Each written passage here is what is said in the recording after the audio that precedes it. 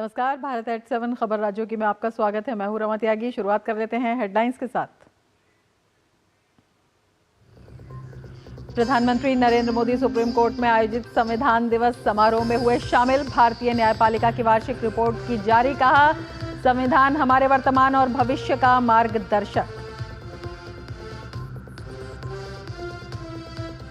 संविधान सदन में हुआ संविधान दिवस का मुख्य कार्यक्रम। राष्ट्रपति द्रौपदी मुर्मू ने संविधान को बताया देश का सबसे पवित्र ग्रंथ।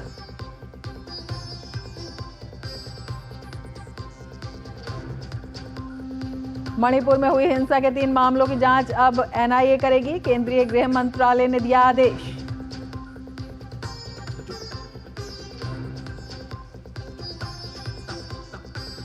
बांग्लादेश में इस्कॉन के चिन्मय प्रभु को जेल भेजने पर ढाका से कोलकाता तक प्रदर्शन। भारत सरकार ने जताई चिंता। कहा, सुनिश्चित हो हिंदुओं की सुरक्षा।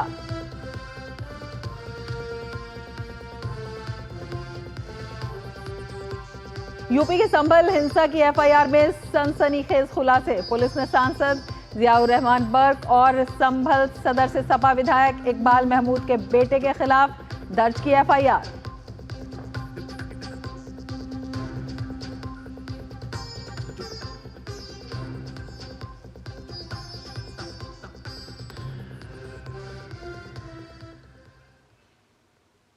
और अब विस्तार से समाचार। उत्तर प्रदेश के संभल में जामा मस्जिद के सर्वे के दौरान भड़की हिंसा के बाद स्थिति सामान्य है। हालांकि प्रशासन ने स्थिति को नियंत्रण में लाने के लिए कड़े कदम उठाए हैं। पुलिस दंगे की साजिश की परतें खोलने में जुटी हुई है। साथ ही सीसीटीवी फुटेज के आधार पर लोगों की पहचान की जा रही है। संभल हिंसा को लेकर दर्ज एफआईआर में सामने आई चौंकाने वाली जानकारी। एफआईआर में सपा सांसद जियाउर रहमान बर्क को बनाया गया आरोपी नंबर 1। एफआईआर में सपा विधायक के बेटे सुहेल इकबाल को बनाया गया नंबर 2 आरोपी। सांसद बर्क के बयान के चलते संभल में स्थिति बिगड़ी। सांसद बर्क और विधायक पुत्र पर भीड़ को हिंसा के लिए उकसाने का आरोप। एफआईआर के अनुसार हिंसा के दौरान पुलिसकर्मियों के पिस्टल छीनने की भी कोशिश की गई। किस अफवाह पर भड़की हिंसा? संभल हिंसा के संबंध में पुलिस ने एफआईआर दर्ज कर ली है।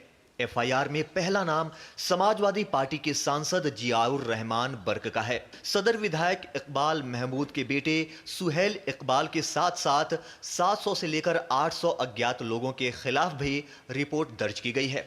एफआईआर के मुताबिक संभल सांसद ने भीड़ को बिना अनुमति के इकट्ठा करने, भड़काऊ भाषण देने के साथ ही राजनीतिक लाभ के लिए और सांप्रदायिक सौहार्द बिगाड़ने के लिए भीड़ को उग्र करने का काम किया। वहीं पुलिस के वाहनों के साथ अन्य वाहनों को भी आग के हवाले कर दिया। साथ ही सार्वजनिक संपत्ति को भी क्षतिग्रस्त किया। सभी दुकानें खुली है, लोग आगमन सभी अच्छी है, सब ठीक ठाक चल रहा है। अभी तक फिलहाल कोई दिक्कत नहीं, पूरी संभल अब शांति से चल रहा है, कोई दिक्कत नहीं है। लोग से अपील भी की है, सभी शांति से अपना काम करिए।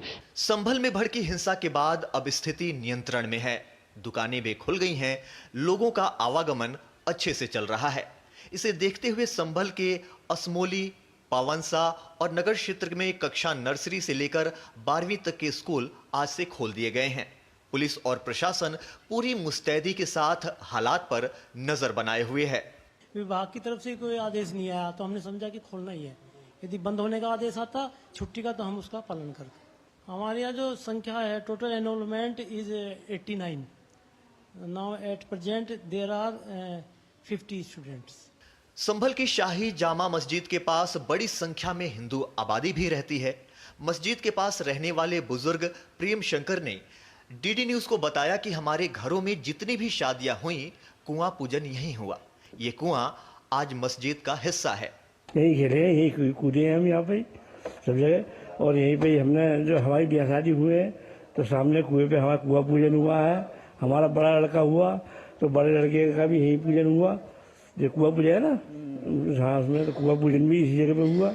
वहीं उत्तर प्रदेश के मुख्यमंत्री ब्रजेश पाठक ने कहा है कि संभल में हुई हिंसा की घटना की निष्पक्ष जांच की जाएगी। निष्पक्ष कार्रवाई होगी, जो भी दोषी होगा उसके खिलाफ कार्रवाई होगी और सभी को न्याय मिलेगा। जो भी पीड़ित है उनको न्याय मिलेगा। संभल में अब शांति है, लेकिन बड़ा सवाल यही है कि इस हिंसा का जिम्मेदार कौन है जिसने संभल जैसे ऐतिहासिक शहर को सुलगा दिया। संभल से नीरज सिंह की रिपोर्ट, डीडी न्यूज।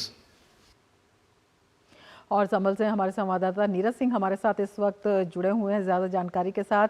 नीरज, सबसे पहले इस वक्त वहां पर क्या स्थिति है ये जानना चाहेंगे, और ये भी जानना चाहेंगे जिस तरह से एफआईआर में सनसनीखेज खुलासे हुए हैं और सपा के सांसदों का उसमें नाम आया, तो अपने आप में इसमें राजनीतिक विद्वेष और राजनीतिक रोटियां सेकने का एक ताना बाना दिखाई देता है पूरे मामले में। देखिए, बिल्कुल ताना बाना दिखाई देता है। और रमा, अगर हम संभल की बात करें तो संभल में शांति इस समय मौजूद है। और सबसे बड़ी बात है कि कुछ एक इलाकों में इंटरनेट की जो सेवा है वो भी शुरू कर दी गई है।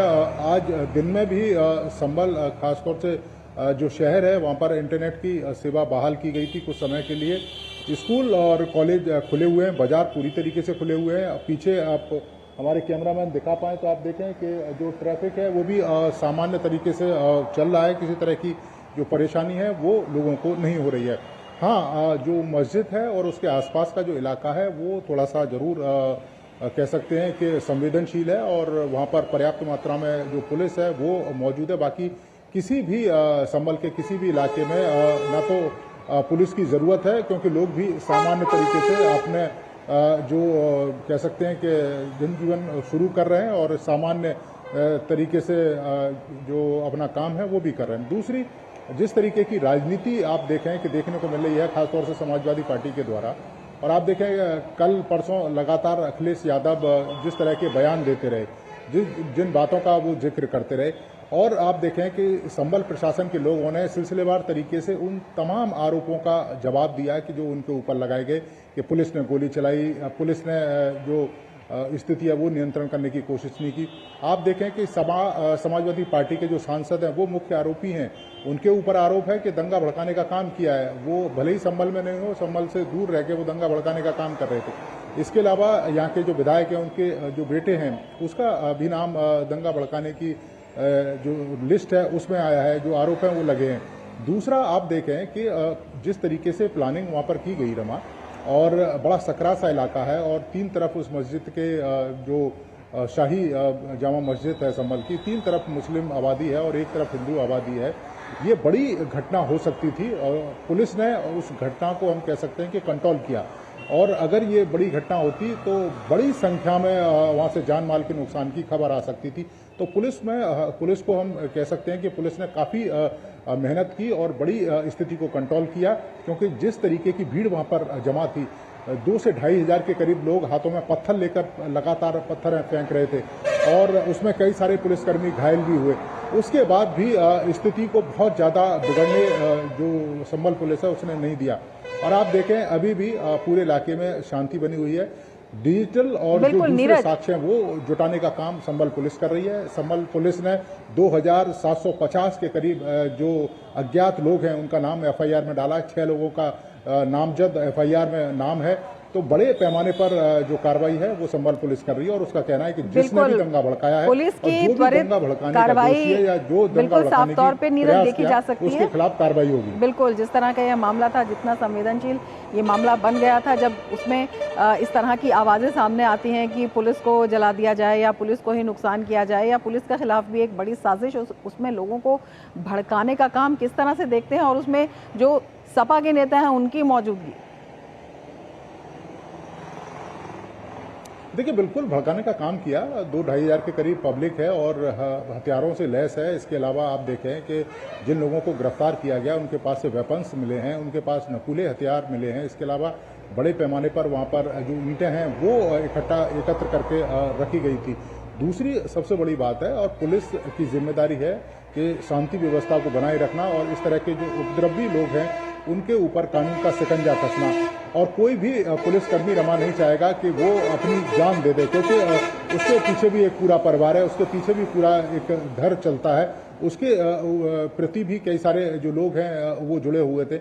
अब सबसे बड़ा सवाल है कि पुलिस अगर वहाँ लोगों को समझा रही थी और इस दंगे को रुकवाने की कोशिश कर रही थी, जो पुलिस के ऊपर लगातार पथराव कर रहा था, तो वहाँ पर पुलिस काफ़ी संवेदनशील तरीके से हैंडल कर रही थी, क्योंकि अगर स्थिति बिगड़ जाती रमा तो वो बहुत बड़ा पुलिस ने बहुत बेहतर तरीके से उसे हैंडल किया। एक बड़ा छोटा सा सवाल नीरज आपसे जानना चाहेंगे, तरफ जो बिल्कुल, राजनेताओं के जो स्टेटमेंट्स हैं वो तो आए हैं, लेकिन जो वहाँ के आम लोग हैं, जो प्रत्यक्षदर्शी हैं, उनका क्या कहना है? जो वहाँ पर रहते हैं, किस तरह का ये इलाका है, किस तरह से यहाँ पर स्थितियाँ रहती हैं?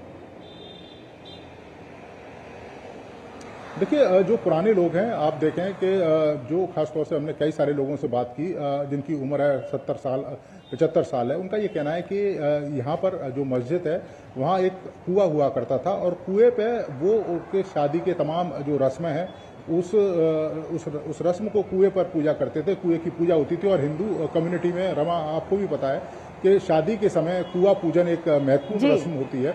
और वो कह रहे हैं कि हम कई पीढ़ियों से ये लगातार काम करते रहे, हमारे बच्चों के लिए भी वहाँ पर पूजन बिल्कुल हुआ। कई पीढ़ियों से ये काम होता आ रहा है, लेकिन इस बार इस तरह का इतना बड़ा ये मामला बन जाना अपने आप में दूसरा बात यह है कि न्यायालय ने अगर सर्वे का आदेश दिया है तो उस सर्वे का वेट करना चाहिए था। बिल्कुल नीरज, आपसे आगे भी जानकारी लेंगे, फिलहाल शुक्रिया पूरी जानकारी के लिए।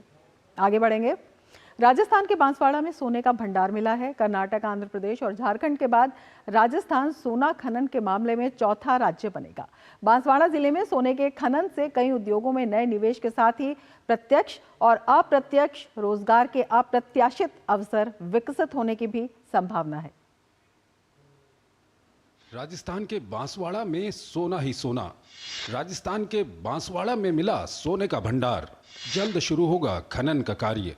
बांसवाड़ा में 114.76 मिलियन टन सोने का होगा खनन। घाटोल क्षेत्र के भुकिया व काकरिया में 943 हेक्टेयर में होगा खनन। खनन का ठेका लेने वाली कंपनी ने जमा किए 100 करोड़ रुपए। राजस्थान सोना खनन के मामले में बनेगा चौथा राज्य। सोना निकलने में लगेंगे 4 से 5 साल। माला माल होने वाला है राजस्थान। कर्नाटक, आंध्र प्रदेश और झारखंड के बाद राजस्थान वो प्रदेश होगा जहां पर सोने की खदानों से सोना निकलेगा। जी हां, राजस्थान के बांसवाड़ा में स्वर्ण खनन किए जाने की अब एक बड़ी कवायद पूरी होने जा रही है, जिससे आगामी वर्षों में राजस्थान की तरक्की को 4 चांद लग जाएंगे। यहां पर जो सोना निकलेगा उससे राज्य की आर्थिक तरक्की भी पक्की मानी जा सकती है। राजस्थान सरकार ने बांसवाड़ा में स्वर्ण और अयस्क खनन के लिए भुकिया जगपुरा खनन ब्लॉक की नीलामी की प्रक्रिया पूरी कर ली है। इसका लाइसेंस रतलाम की फर्म को मिला है। इसके साथ ही देश में कर्नाटक, आंध्र प्रदेश और झारखंड के बाद राजस्थान चौथा राज्य होगा जहां सोने का खनन होगा। मेरे देश की धरती सोना उगले उगले हीरे मोती, ये पर्याय बांसवाड़ा में अब जल्द ही लागू हो जाएगा। बांसवाड़ा की धरती से सोना उगलेगा। अगर सोना उगलेगा तो बांसवाड़ा का तो कल्याण होगा ही होगा। राजस्थान के बांसवाड़ा में सोने के खनन के लिए आवंटित 2 ब्लॉक में से भुकिया जगपुरा के लिए लाइसेंस दे दिया गया है, जबकि दूसरे ब्लॉक कांकरिया गारा गोल्ड के कंपोजिट लाइसेंस के लिए 5 कंपनियां आई हैं। बांसवाड़ा जिले में सोने के खनन से electronic, petroleum, petrochemicals, battery, airbag सहित कई उद्योगों में नए निवेश के साथ ही प्रत्यक्ष और अप्रत्यक्ष रोजगार के अप्रत्याशित अवसर विकसित होने की भी संभावना है। इस हिसाब से जो MOU हुआ है गोल्ड माइंस का, वो बांसवाड़ा का निश्चित रूप से सीनेरियो चेंज हो जाएगा और ये गेम चेंजर साबित होगा बांसवाड़ा के लिए। इसमें लोगों को रोजगार मिलेगा, सरकार को रेवेन्यू मिलेगा और बांसवाड़ा के अंदर जितना डेवलपमेंट होगा शायद उसकी कोई परिकल्पना भी नहीं कर सकता। स्वर्ण भंडार की जानकारी सामने आने के बाद खनन कंपनी तय करने में करीब 33 साल का समय लग गया। वहीं सोना निकलने में करीब 4 से 5 साल और लगेंगे। राज्य में मिली इन स्वर्ण खदानों से न सिर्फ सोना निकलेगा, बल्कि यहाँ औद्योगिक निवेश, रोजगार और राजस्व के कई नए अवसर खुल सकेंगे। इससे दुनिया भर में राजस्थान की एक और नई पहचान भी मिलेगी। कैमरा पर्सन राकेश पटेल के साथ महेश दाधिच, DD न्यूज, बांसवाड़ा। और अब लेते हैं एक ब्रेक, आप देखते रहिए DD न्यूज।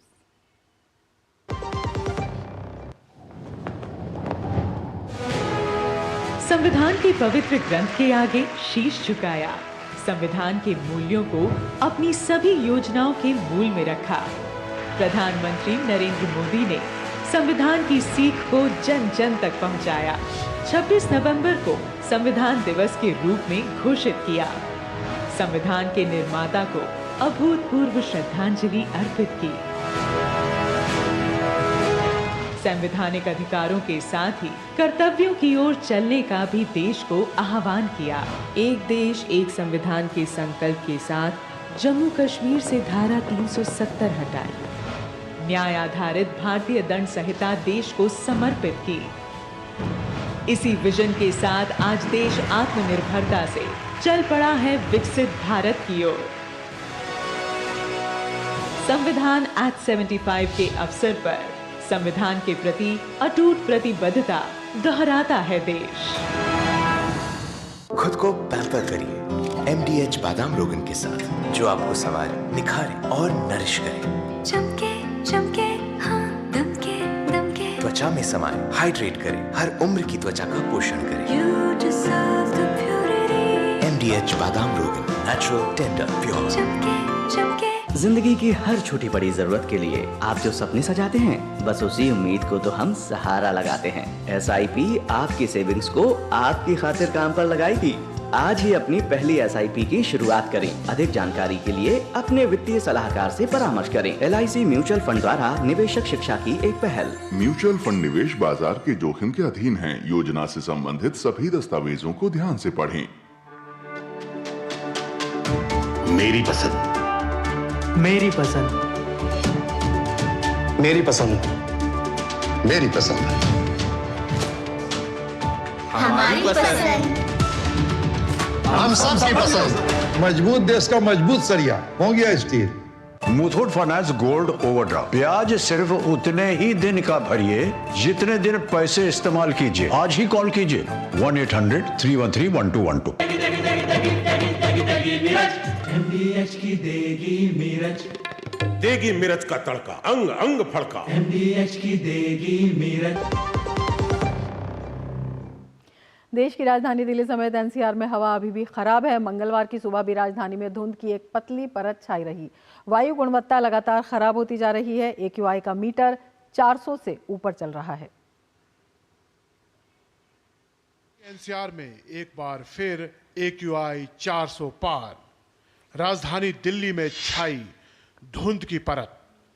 लोगों को सांस लेने में परेशानी, आंखों में जलन। बुजुर्गों पर दिख रहा है स्वास्थ्य समस्याओं का असर। दिल्ली और उसके आसपास के इलाकों में प्रदूषण से लोगों को दूर दूर तक राहत मिलती नजर नहीं आ रही है। 2 दिन कुछ राहत के बाद मंगलवार को एक बार फिर से AQI 400 के पार पहुंच गया है। इससे हवा फिर जहरीली हो गई है। मौसम विशेषज्ञों का मानना था कि कुछ दिन राहत मिल सकती है, लेकिन मंगलवार को फिर से राजधानी में धुंध की एक पतली परत छा गई। इससे लोगों को सांस लेने में काफी परेशानी का सामना करना पड़ रहा है। आंखों में जलन महसूस हो रही है, साथ ही अन्य स्वास्थ्य समस्याओं का सामना करना पड़ रहा है। सबसे ज्यादा असर बुजुर्गों पर देखा जा रहा है। ब्रीदिंग में प्रॉब्लम है, काफ़ी फॉग है और ये स्मॉग है। एक्चुअली फॉग नहीं बोलेंगे, दिक्कत तो है लेकिन क्या करें। इस बच्चों और बूढ़ों का तो बहुत ज़्यादा परेशानी होती है। सांस की है, दमा है। सरकार कुछ ध्यान दे तो बहुत अच्छा होगा। केंद्रीय प्रदूषण नियंत्रण बोर्ड द्वारा जारी आंकड़ों के अनुसार कई इलाकों में सुबह से AQI 400 के ऊपर दर्ज किया गया है। मुंडका में AQI 443 दर्ज किया गया है। रोहिणी में AQI 432 दर्ज किया गया है। आनंद बिहार में 431, सोनिया बिहार में 425। बात करें बवाना की तो AQI 424 और शादीपुर में AQI 423 दर्ज किया गया। प्रदेश की केजरीवाल की सरकार पूरी तरह से प्रदूषण रोकने में असफल रही है। 10 साल का रिपोर्ट कार्ड देने की बजाय आज भी केजरीवाल साहब प्रश्न नहीं उठा रहे हैं। उनके पास समस्या का कोई हल नहीं। प्रदूषण को लेकर वायु गुणवत्ता प्रबंधन आयोग ने नया आदेश जारी किया है। दिल्ली NCR के स्कूलों को लेकर ग्रैप के कुछ नियमों में बदलाव किए गए हैं। इसमें कहा गया है कि NCR में सभी स्कूल प्रदूषण के दिनों में हाइब्रिड मोड पर चलाए जाएं, यानी प्रदूषण के दिनों में ऑनलाइन और ऑफलाइन दोनों ही मोड पर स्कूल चलाए जाएं। अभिभावक अपने बच्चों को स्कूल भेजना चाहते हैं तो भेज सकते हैं, नहीं तो ऑनलाइन क्लास का विकल्प चुन सकते हैं। CAQM का यह आदेश तत्काल प्रभाव से लागू हो गया है। यह आदेश दिल्ली के साथ साथ गुरुग्राम, गाजियाबाद, फरीदाबाद और गौतम बुद्ध नगर के लिए अनिवार्य है। शेष जिलों के लिए संबंधित राज्य सरकारों को विचार करने के लिए कहा गया है।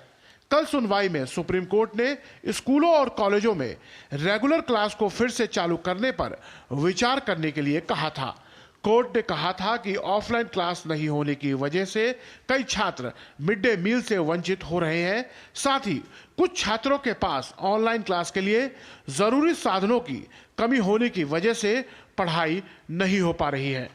दिल्ली वालों को पिछले 10 वर्षों से लगातार इस प्रदूषण का दंश झेलना पड़ रहा है और इसका अभी तक कोई स्थायी समाधान नहीं हो सका है। शायद इसीलिए सुप्रीम कोर्ट को भी इस मामले में दखल देना पड़ा। कैमरामैन नवीन के साथ अजीत द्विवेदी, डीडी न्यूज, दिल्ली। और अब लेते हैं एक ब्रेक, आप देखते रहिए डीडी न्यूज।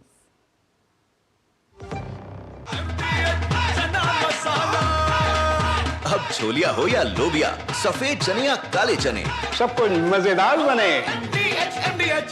सुनो, एक अच्छी इंश्योरेंस पॉलिसी एआई से पूछते हैं। एक ऐसी पॉलिसी जिसमें प्रीमियम पेमेंट हो लिमिटेड पर इनकम आती रहे लाइफ टाइम। LIC का जीवन उत्सव। एक ऐसी पॉलिसी जो दे होल लाइफ इंश्योरेंस कवर भी। LIC का जीवन उत्सव। वाह, चलो तो LIC की जीवन उत्सव पॉलिसी ही लेते हैं। मैं भी तुमसे यही कह रही थी, LIC का जीवन उत्सव। लाइफ टाइम सेलिब्रेशन मनाइए LIC के जीवन उत्सव के साथ, फ्यूचर सेट है। जब धरती चीर कर निकलता है लोहे का पत्थर और मिलता है मोंगिया के जोश से, फिर तपता है, पिघलता है और बनता है फौलाद। अब होता है सरिया सारी खूबियों के साथ। मोंगिया स्टील, मजबूत देश का मजबूत सरिया। MDH का किचन किंग किचन में हो तो हम सब कुछ बना सकते हैं। बैंगन का भरता, आलू गोभी, भिंडी मसाला और भी बहुत कुछ। MDH। बिहार में आज पहले चरण के पैक्स चुनाव के लिए मतदान हुआ। राज्य में 1608 पैक्सों के लिए मतदान हुआ। सुबह 7 बजे से ही मतदान केंद्रों पर वोटर्स की भीड़ देखने को मिली और पहले चरण में वोटिंग शाम 4:30 बजे तक हुई, लेकिन नक्सल प्रभावित क्षेत्रों में वोटिंग शाम 3 बजे तक हुई। देखिए खास रिपोर्ट। पैक्स चुनाव के लिए आज पहले चरण का मतदान किया गया, जिसके तहत 1608 सीटों के लिए मतदान किए गए। इसमें सबसे ज़्यादा 78 सीट पटना में है, जबकि सबसे कम शेखपुरा में 13 सीटों के लिए मतदान किया गया। बिहार में आज पहले चरण के पैक्स चुनाव के लिए मतदान किया गया। सुबह 7 बजे से मतदान शुरू हुआ। वोटिंग के शुरू होते ही बूथों पर मतदाताओं की बड़ी भीड़ देखने को मिली। पहले चरण में कुल 38 जिलों के 137 प्रखंडों के 1608 पैक्सों के लिए वोट डाले गए। पेज में 2 प्रखंड कहरा और 70 कटैया में यहाँ चुनाव हो रहा है, जिसमें कुल 76 बूथ पर है चुनाव हो रहा है और लगभग 46,000 मतदाता उसमें भाग ले रहे हैं। शांतिपूर्ण मतदान है, कहीं से कोई अप्रिय घटना का अभी तक कोई समाचार नहीं। राज्य में जिन सीटों पर आज मतदान हुआ है, उनके परिणाम की घोषणा भी आज रात या कल कर दी जाएगी। वोटों की गिनती के लिए जिला प्रशासन ने विशेष इंतजाम किए हैं। पुलिस अधीक्षक महोदय के द्वारा अच्छी व्यवस्था की गई है। हर बूथ पर पर्याप्त संख्या में पुलिस पदाधिकारी एवं बल मौजूद है।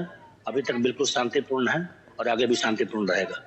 राज्य में 5 चरण में 6,289 पैक्सों के लिए वोटिंग होगी। इस चुनाव में 61,000 प्रत्याशियों की किस्मत का फैसला 1,20,00,000 वोटर्स करेंगे।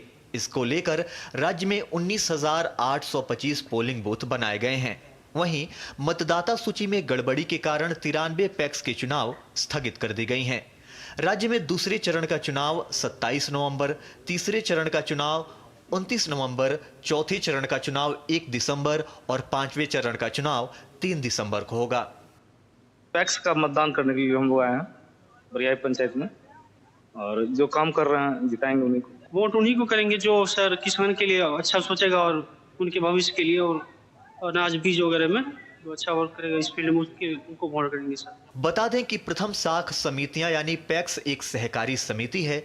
इससे किसानों को काफी सुविधा मिलती है। इसके जरिए कम ब्याज में किसानों को खेती के लिए लोन, बीज, खाद, दवाई और उससे जुड़े सामान मुहैया कराई जाती है। पैक्स के माध्यम से किसानों को आसानी से लोन आदि डिस्पर्स किया जाता है, इसलिए लोगों में इस चुनाव को लेकर के काफ़ी उत्साह देखने को मिला। सुबह 7 बजे से ही लोग लाइन में लगे रहे, जो कि मतदान खत्म होने तक सिलसिला जारी रहा। डीडी न्यूज़ के लिए कैमरा पर्सन कुमार जय के साथ मधुरेश नारायण। इसके साथ ही इस बुलेटिन में फिलहाल इतना ही। दीजिए इजाजत, नमस्कार।